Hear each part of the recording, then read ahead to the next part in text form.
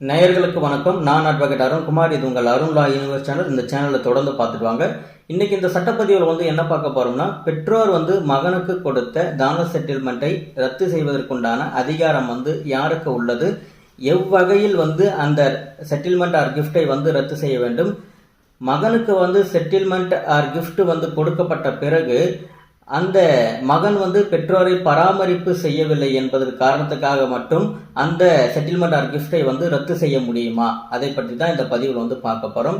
சமீபத்தில் சென்னை உயர்நீதிமன்றம் கொடுத்த ஒரு வழக்கில் அந்த தீர்ப்பை பற்றியும் இதில் பார்க்க போறோம். அந்த வழக்குடைய டைட்டில் என்னன்னா, Mohammed Dayan versus district collector of Tiruppur district. இது ரிட் பிட்டிஷனுடைய நம்பர் என்னன்னு பாருங்க, 28190 ஆஃப் 2022 அண்ட் 27489 ஆஃப் 2022. இந்த வழக்குடைய ஃபேக்ட் என்னென்ன அப்படின்னு பார்க்கும்போது, தாய் தந்தைக்கு மொத்தம் 4 பிள்ளைகள் இருக்கிறார்கள். 2 ஆண் பிள்ளை, 2 பெண் பிள்ளை. இந்த 2 ஆண் பிள்ளையில ஒரு ஆண் பிள்ளைக்கு இருக்கிற மொத்த சொத்துக்களும் செட்டில்மெண்ட்டாக கொடுக்கிறார்கள். மற்ற இருக்கிற வாரிசுகளை அவர்கள் கன்சென்ட் டீடு எழுதி கொடுக்கிறார்கள். இந்த மகனுக்கு கொடுப்பது எவ்விதமான ஆட்சேபனை இல்லை அப்படின்னு சொல்லிட்டு, இந்த மாதிரி கொடுக்கப்பட்ட செட்டில்மெண்ட்டை ஒரு மகன் மட்டும் பெற்று, அந்த ஒரு மகன் பெற்ற பிறகு அவருடைய தாய் தந்தையை பராமரிப்பு செய்வதில் இருந்து அவர் விலகி விடுகிறார். எவ்விதமான பராமரிப்பும் அவர்களுக்கு எவ்விதமான உதவிகளும் செய்யாமல் போகிறார். இதில் பார்த்தீங்கன்னா, அந்த தந்தைக்கு உடல்நிலை சரியில்லாத போகும்போது அவர் எவ்விதமான அந்த மகன் எவ்விதமான உதவிகளும் செய்யாத காரணத்தால் அந்த தாய் என்ன செய்கிறார் என்றால், அவர் தான் இந்த வழக்கில் 4th ரெஸ்பாண்டண்டா இருக்கிறாங்க. அவங்க இந்த மாதிரி மகனுக்கு எழுதி கொடுக்கப்பட்ட அந்த செட்டில்மெண்ட்டை ரத்து செய்ய கோரி எக்ஸிகியூட்டிவ் மேஜிஸ்ட்ரேட் சப்கலெக்டர் கிட்ட மனு கொடுக்கிறார்கள். அவர்கள் சப்கலெக்டர் என்கொயரி கண்டக்ட் பண்றாங்க. என்கொயரி கண்டக்ட் பண்ணி இவருக்கு இந்த மகனுக்கு செட்டில்மெண்ட் கொடுக்கப்பட்ட பிறகு இந்த மகன் தன்னுடைய பெற்றோர்களை எவ்விதமான பராமரிப்பும் இவர் பார்த்து கொள்ளவில்லை, பராமரிப்பு செய்த அப்படின்னு சொல்லும்போது அந்த செட்டில்மெண்ட்டை ரத்து செய்கிறார்.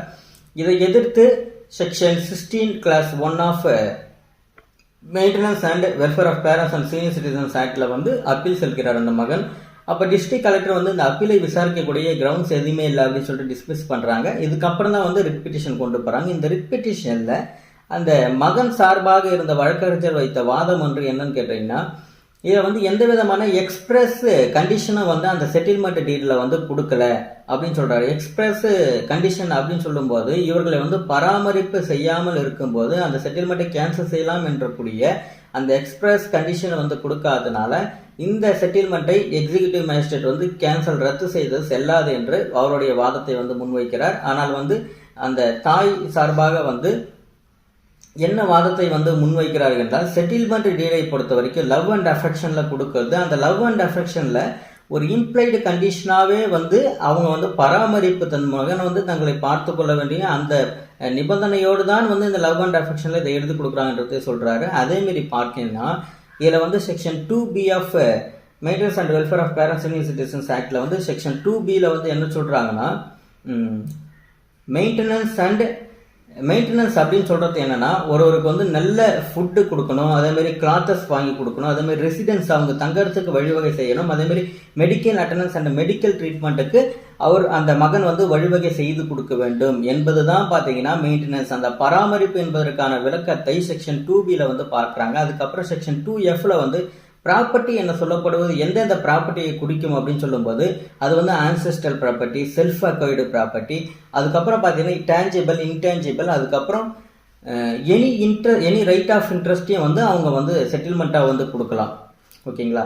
இப்போ அடுத்தது செக்ஷன் 23 பொறுத்த வரைக்கும் transfer of property to be void in certain circumstances. அதாவது எப்பெல்லாம் ஒரு டிரான்ஸ்ஃபர் ஆஃப் ப்ராப்பர்ட்டியை அவங்க செட்டில்மெண்ட் ஆர் கிஃப்ட்ல கொடுக்கும்போது எப்போ செல்லாம போகும் என்ற சில கண்டிஷன்ஸ் கொடுக்குறாங்க. அந்த சில கண்டிஷன்ஸ் என்னன்னு சொல்லிட்டு பார்க்கும்போது, ஒரு கிஃப்ட், ஒரு ப்ராப்பர்ட்டியை ஒரு பெற்றோர்கள் டிரான்ஸ்ஃபர் கொடுக்குறாங்க, தன்னுடைய மகனுக்கு எழுதி கொடுக்கிறார்கள் என்றால் அது கிஃப்டாக இருக்கலாம் அல்லது அதர்வைஸ் சொல்றாங்க. அதனால இதுல வெறும் கிஃப்ட் ஆர் செட்டில்மெண்ட் மட்டும் இல்ல, மற்ற வழிகள்லயும் ஒரு ப்ராப்பர்ட்டியை மகனுக்கு தந்தாலும் அந்த ப்ராப்பர்ட்டியும் ரத்து செய்யலாம். எப்பனா அவங்களுக்கு பேசிக் அமெனிட்டிஸ் அண்ட் பேசிக் நீட்ஸ் அந்த பெற்றோருக்கு அந்த மகன் செய்து கொடுக்காத பட்சத்தில் அந்த சூழ்நிலையில் அந்த டிரான்ஸ்ஃபரை ரத்து செய்யக்கூடிய அதிகாரம் உண்டுன்னு சொல்லிட்டு இந்த ஆக்ட்ல வந்து சட்டத்துல பிரிவு 23 வந்து சொல்றாங்க.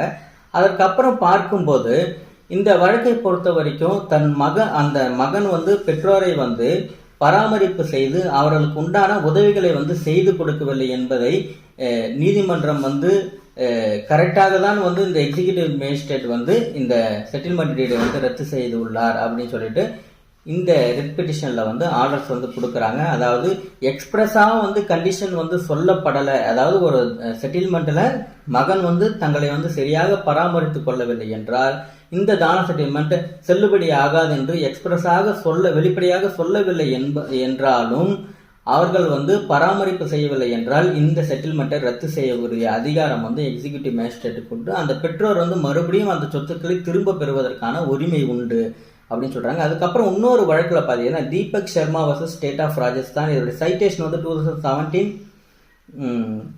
AIC 337. இந்த வழக்குல பாத்தீங்கன்னா மகனுக்கு வந்து தந்தை வந்து செட்டில்மெண்ட் கொடுக்குறாரு அவருடைய சொத்துக்களை. செட்டில்மெண்ட் கொடுத்த பிறகு அந்த மகன் வந்து அந்த தந்தையை பராமரிப்பு செய்யப்படவில்லை என்பதற்கான அந்த செட்டில்மெண்ட்டை ரத்து செய்கிறார்கள். ஆனால் அந்த மகன் என்ன சொல்கிறார் என்றால் உச்சநீதிமன்றத்தில் இவருடைய தந்தைக்கு வந்து பென்ஷன் வருகிறது, ஆனால் பராமரிப்பு செய்து கொள்ள போதிய வசதி அந்த தந்தைக்கு உண்டு என்று மகன் சொன்ன வாதத்தை நீதிமன்றம் வந்து ஏற்கவில்லை. ஒருத்தவங்களுக்கு பென்ஷனே வந்தாலும் அந்த பெற்றோர்கள் எழுதி வைத்த செட்டில்மெண்ட்டாக கொடுத்த சொத்துக்களை நீங்கள் அடைந்திருந்து அதன் பிறகு அந்த தாய் தந்தையை நீங்கள் வந்து பராமரிப்பு செய்யவில்லை என்பதன் காரணத்தினால அந்த செட்டில்மெண்ட்டை ரத்து செய்வதற்குரிய உரிமை வந்து அந்த பெற்றோருக்கு வந்து அந்த சொத்தை திரும்ப பெறக்கூடிய அந்த உரிமை வந்து உள்ளது அப்படின்னு சொல்லிட்டு மகன் வந்து தந்தைக்கு பென்ஷன் வருது, ஆனால் நான் வந்து பராமரிப்பு செய்ய வேண்டிய அந்த பணியை அதுலேருந்து நான் விலகி கொள்கிறேன் அப்படின்லாம் சொல்லிட முடியாது.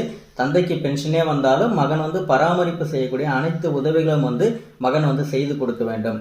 இந்த சட்டத்தின் மூலயமாக நம்ம பார்க்க வருவது என்ன என்றால் maintenance and welfare of parents and senior citizens ஆக்டை பொறுத்த வரைக்கும் பெற்றோர்கள் வந்து மகனுக்கு கொடுக்கப்பட்ட gift or settlement or any other deed மூலயமாக ப்ராப்பர்ட்டியை டிரான்ஸ்ஃபர் செய்து வைத்தாலும் அந்த மகன் வந்து அந்த பெற்றோர்களை திரும்ப பார்த்து கொள்ளவில்லை, பராமரிப்பு செய்து கொள்ளவில்லை என்றால் அந்த செட்டில்மெண்ட் ஆர் எனி அதர்வைஸ் டீடை வந்து ரத்து செய்வதற்கு கோர உரிமை உள்ளது. அதை வந்து எக்ஸிகியூட்டிவ் மேஜிஸ்ட்ரேட் வந்து ரத்து செய்யலாம் இந்த சட்டத்தின் கீழ்.